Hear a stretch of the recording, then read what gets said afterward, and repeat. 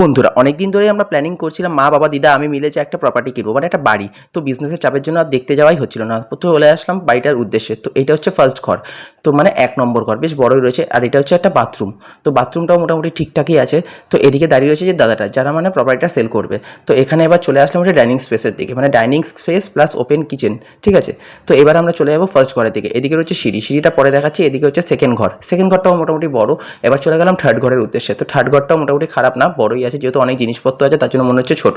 আর এদিকে রয়েছে আমাদের 2 নম্বর বাথরুম, প্রত্যেকটাই কিন্তু ইংলিশ বাথরুম, মানে কোমোড। এদিকে দিদার মাথায় ফেসে গেল হচ্ছে পর্দাটা। তো এবার আমরা সিঁড়ি দিয়ে আস্তে আস্তে হেঁটে যাবো ওপরের দিকে। তো ওপরের দিকে হাঁটতে হাঁটতে উপরের দিকে যাচ্ছি। পুরোটাই হচ্ছে মার্বেল ফিনিশিং সিঁড়ি। তো এদিকে হচ্ছে ছাদ, মানে ছাদের দিকে চাইলে আপনারা ঘর করতে পারেন একটা, কারণ 3তলা ফাউন্ডেশনের ঘর, 2তলা অবধি করা আছে, মানে 1.5তলা ধরা যেতে পারে, 2তলা না, যেহেতু এদিকটা একটা ঘর করতে হবে, প্লাস আবার করতে হবে হচ্ছে আমাদের ব্যালকনি। তো এবার আমরা চলে গেলাম 3 নম্বর ঘরের দিকে।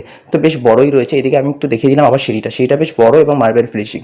তো এদিকে চলে আসলাম হচ্ছে আরেকটা ঘরের দিকে, এটা পুরো মার্বেল ফিনিশিং, আর নিচেরটা হচ্ছে টাইলস। তো এটাও বেশ বড় ঘর। এদিকে হচ্ছে কিচেনটা, তো বেশ ভালোই লাগলো, এটাও বেশ সাজানো গুছানো রয়েছে। এবার চলে আসবো আমার বাথরুমের দিকে, মানে বাথরুমটাও দেখাবো। এটা হচ্ছে 3 নম্বর বাথরুম। তো বাথরুমটাও বেশ বড় আছে, এটাও কোমোড, মানে ইংলিশ, ঠিক আছে, বেশ ভালোই লাগলো দেখে। এবার আমি একটুখানি দেখিয়ে দেবো এসির হুকটা, মানে এসি পয়েন্ট প্রত্যেকটা ঘরের উদ্দেশ্যে করা রয়েছে, বেশ ভালোই লাগলো, কারণ গরমে এসি ছাড়া থাকা যায় না। তো বেশ ভালো লাগলো ঘরটা দেখে, এটা বেশ অনেকটা বড় ঘর। তো এটাও দেখে ভালো লাগলো। এরকম ভিডিও দেখা সাবস্ক্রাইব করো।